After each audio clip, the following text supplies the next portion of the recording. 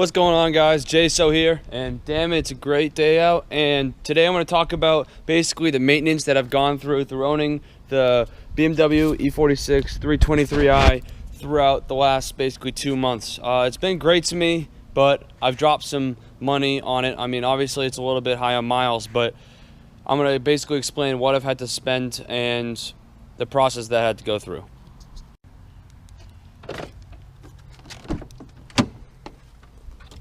Oh man, it is mad hot out right now. Holy shit.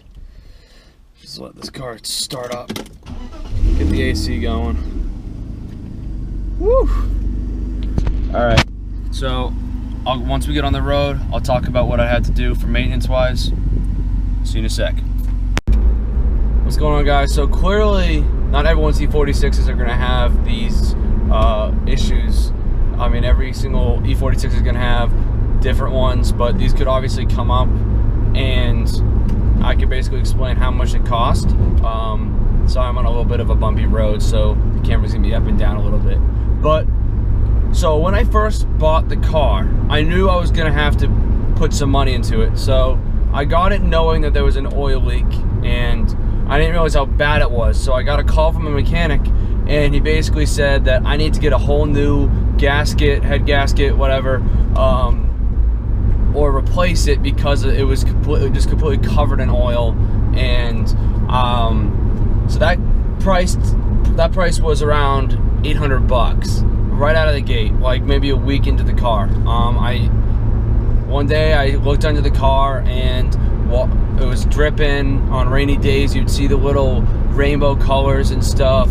So clearly something was wrong, so I dropped 800 on it. So all of a sudden the heat comes, because I bought this car when it was still a little bit cold out. So all of a sudden the heat comes, and I try to use my AC thinking that it was working, because he told me it was going to work.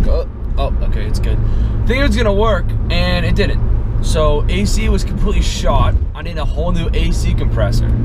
So I had to get a new AC compressor, which gets you around $200. Depends what E46 you have, or if it's M3. But so price around $200. I need a new AC cluster because it wouldn't function with the new AC compressor. So that's another $100 right there. So then I'm at $300. Well, guess how much labor is for putting an AC compressor? Like an absurd amount of money. On top, I needed new lines because something was up with the lines and they weren't connecting, they were leaking and stuff. So that AC compressor, getting this AC to work, cost me $1,100. So I'm already at around $2 grand in maintenance, right? So of course, when he puts the AC compressor in, I get back to my car, all of a sudden my halo lights don't work. So that's just great. I mean, obviously that's not going to happen for every E46, but didn't work. Well, now I have to go and buy those. So almost 2 months in, and I'm already dropping around $2,000 on this car. Is it worth it? 100%. I love this car. There's still a couple things I gotta do. Body paint, and there's a couple things shaking in the car from the door panels that I gotta find. The new stereo system's a little shaky, kind of makes a buzzing noise when bass hits. But it's all small stuff. So I got all the big stuff out of the way that's common with E46s with. So like your AC compressor can go out.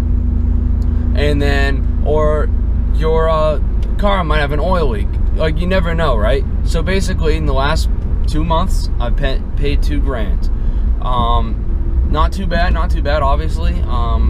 But I got this car knowing that it was gonna have some problems. So just for people that are getting an E46, when you buy it, be ready for anything. Be ready for absolutely anything, such as AC or oil leak, or something going on with the suspension, because I have to get new suspension. The coilovers are shot pretty much.